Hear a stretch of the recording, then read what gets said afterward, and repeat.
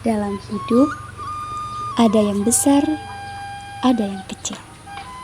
Sayangnya, sayuran Ibu Rin masuk ke kategori yang terakhir. Kecil, pucat, dan kurang laku. Alah, tanaman teh mending karecil gini. Jeung dimarakan hileud ini teh, aduh. Gini teh hujan deui kitunya. Asa cikane kamari teh kemarau, itu kumaha cuaca teh. Mending swing kieu. Inilah kenyataan yang dihadapi banyak petani setiap hari. Meskipun pertanian adalah sektor vital dalam perekonomian dan ketahanan pangan dunia, para petani sering menghadapi tantangan yang berat. Salah satu tantangan terbesar yang mereka hadapi adalah ketidakmampuan memprediksi tanggal panen secara akurat. Prediksi panen yang tidak tepat dapat menyebabkan kerugian dari total produksi akibat perubahan iklim yang tak terduga. Bukan hanya prediksi panen, akses terhadap benih dan pupuk berkualitas pun menjadi masalah besar. Bahkan, dengan adanya program subsidi, sekitar 20% petani masih kesulitan mendapatkan sumber daya yang mereka perlukan. Dampaknya, produktivitas menurun, panen tidak stabil.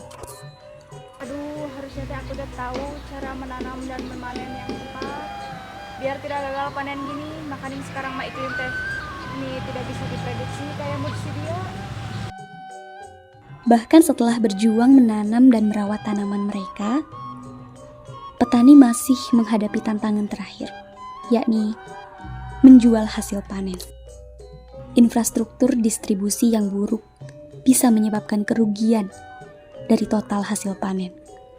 Sayuran busuk sebelum mencapai pasar menyebabkan pendapatan petani terus merosot.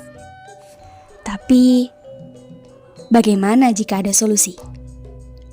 Bayangkan sebuah aplikasi yang dapat mengubah semua ini, sebuah aplikasi yang membantu petani memprediksi panen dengan akurat, memberikan akses mudah ke benih dan pupuk berkualitas, serta membuka jalan bagi petani untuk menjual hasil panen langsung ke pasar tanpa perantara.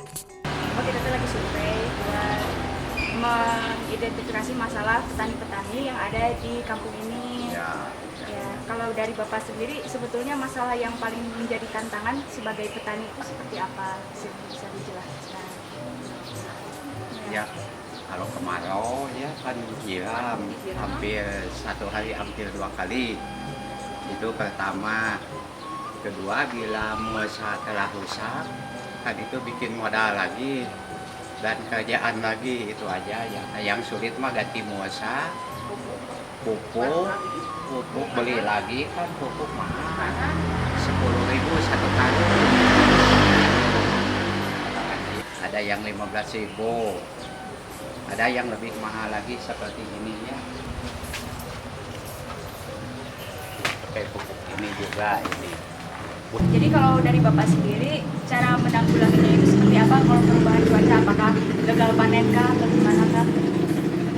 Ya, pertama kurang mesatnya tanaman, kurang mesat. Kedua, kalau hujannya malam, itu tanaman yang sudah besar, yang sudah berbuah, itu kadang rusak.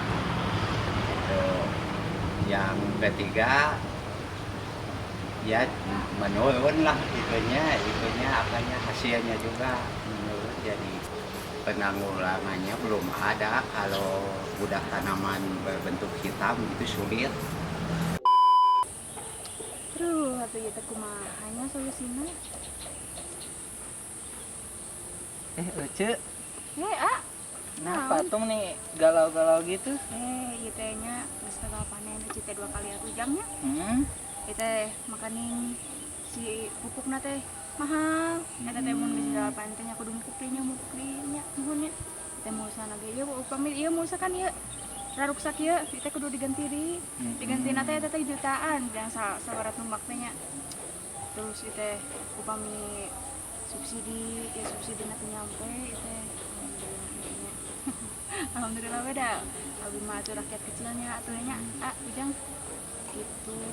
Oh, atuh masalah gitu mah. Saya mah ada solusinya. Kumaha teh teh?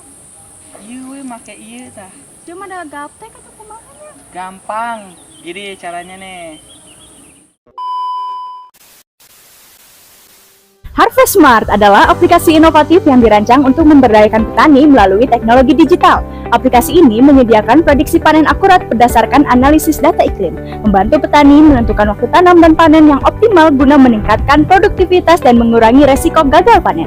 Selain itu, Harvest Smart menawarkan modul edukasi yang memberikan petani akses pengetahuan tentang budidaya dan tips meningkatkan hasil pertanian.